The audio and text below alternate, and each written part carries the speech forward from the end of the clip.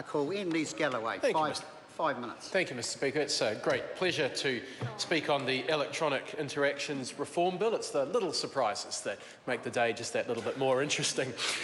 Sir, this is a good piece of legislation. It's designed, at least its intention is to make interacting with government more simple, more aligned with the way people interact with each other these days through electronic means, and hopefully a little bit cheaper for people to interact with government as well.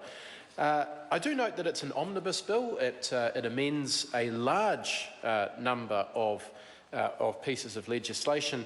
And I was reading through it to see exactly what it does do, and I note that it amends a number of pieces of legislation to allow communication by email rather than by what we call snail mail these days.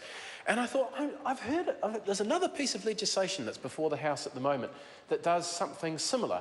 And then I recalled the company's annual report notice requirements amendment bill in the name of Matt Ducey, which is a members' bill drawn from the members' ballot that allows companies to communicate with their shareholders by email rather than by snail mail.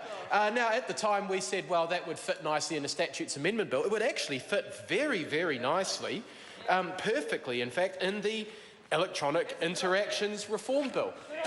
Which I think just proves the point, what a complete waste of time Matt Ducey's bill was. That amendment to the Companies Act could easily have been included in this piece of legislation, and in fact maybe that would be a good amendment to make at the committee of the whole House. Maybe a member, maybe even Matt Ducey himself, would like to propose a supplementary order paper to this piece of legislation, or even the Select Committee. The Select Committee, this is going before the Government Administration Select Committee, they could propose an amendment to this piece of legislation, and then we could not waste the time of the House dealing with Mr Ducey's bill. We could do it under this piece of legislation. The change would be made. It's a noble change, but it doesn't require the time of the House of a whole members' bill, and we could free up a space amongst the members' orders of the day to deal with something a bit more substantive. So that's my recommendation to the Select Committee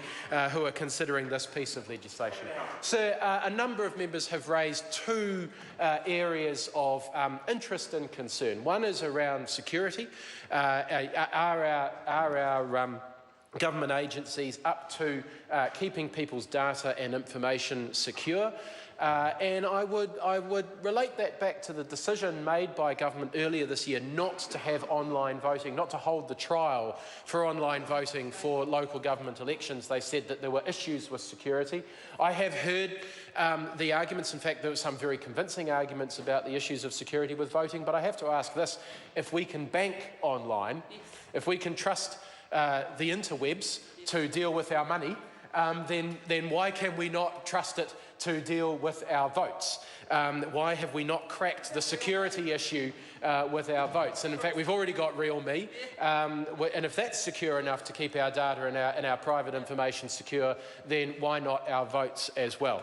But the other issue, and I think this is the far more pertinent and interesting issue that this Parliament does need to consider, is that question of the digital divide. I know for us, we're all in a privileged position where, yes, everything is online, everything, and we seem to be in constant demand because of people's ability to access us through all manner of online means.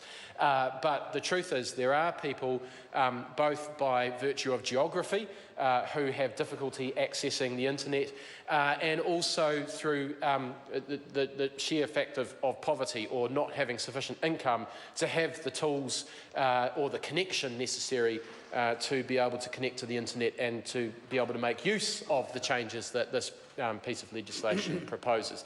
So I think we need to be mindful of that. That's not a reason to stop proceeding with this legislation.